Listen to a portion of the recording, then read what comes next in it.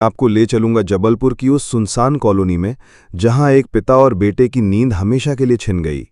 ये कहानी है राजकुमार विश्वकर्मा और उनके परिवार की, और उस खतरनाक प्रेम की जिसने मासूम रिश्तों को मौत में बदल दिया। राजकुमार विश्वकर्मा 50 से ऊपर के एक रेलवे अफसर थे। जबलपुर की मिलेनियम कॉलोनी में रहते थे। पत्नी का देहांत 1 साल पहले हो चुका था। अब उनके परिवार में सिर्फ 2 बच्चे थे, 16 साल की लड़की और 8 साल का बेटा तनिष्क। बाहर से ये घर सामान्य दिखाई देता था, लेकिन अंदर तनाव धीरे धीरे जहर बन रहा था। राजकुमार विश्वकर्मा की लड़की का रिश्ता पड़ोस में रहने वाले मुकुल सिंह से था, लेकिन पिता को यह रिश्ता कतई मंजूर नहीं था। दरअसल राजकुमार ने मुकुल के खिलाफ पहले ही पॉक्सो एक्ट के तहत एफआईआर दर्ज करा रखी थी। ये कदम प्रेम संबंध को एक खतरनाक मोड़ पर ले गया। 14 और 15 मार्च की रात, यही वो रात थी जब दोनों प्रेमियों ने रिश्ते की खातिर परिवार को रास्ते से हटाने का फैसला कर लिया। रात करीब 3 बजे जब पूरा घर सो रहा था, तब लड़की और मुकुल ने मिलकर पिता और छोटे भाई की हत्या कर दी। ये हत्या योजनाबद्ध थी। वारदात के बाद दोनों ने शवों को पॉलिथीन में लपेटा। राजकुमार की लाश किचन में छिपा दी गई और मासूम तनिष्क का शव फ्रिज में रख दिया गया।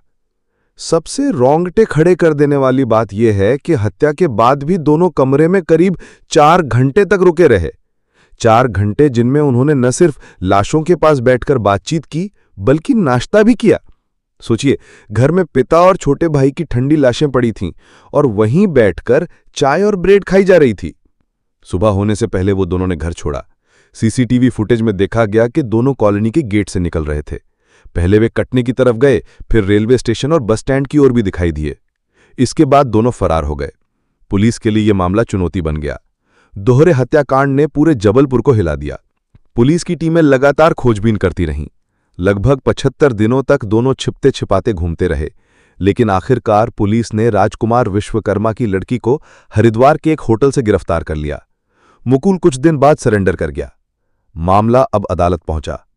सेशन कोर्ट ने शुरुआत में लड़की को बालिग मानते हुए मुकदमा चलाने का आदेश दिया था, लेकिन हाई कोर्ट ने दस्तावेजों के आधार पर उसे नाबालिग माना और अब केस बाल न्यायालय में चलेगा। यानी इस भयानक अपराध की सजा का फैसला बाल न्यायिक प्रक्रिया के तहत होगा। यह कहानी सिर्फ एक डबल मर्डर केस नहीं है। ये कहानी है प्यार की आड़ में अंधे फैसलों की, एक ऐसे प्यार की जिसने रिश्तों का गला घोंट दिया। समाज और परिवार की अस्वीकृति ने इस प्रेम को जहर बना दिया और नतीजा ये हुआ कि एक पिता और मासूम बेटे की जान चली गई। आज जब हम इस वारदात को सुनते हैं तो सवाल खड़ा होता है, क्या वाकई प्यार इंसान को इतना अंधा बना सकता है कि वो अपने ही खून की हत्या कर दे? और क्या कानून इस अपराध के सामने न्याय दिला पाएगा? प्यार कभी कभी सबसे खतरनाक हथियार बन जाता है, और जब वो समाज और परिवार की चौखट से टकराता है तो वही प्यार मौत का साथी बन जाता है। ये कहानी हमें ये सोचने पर मजबूर कर देती है कि कानून, नैतिकता और परिवार का असली अर्थ कहीं खो तो नहीं गया।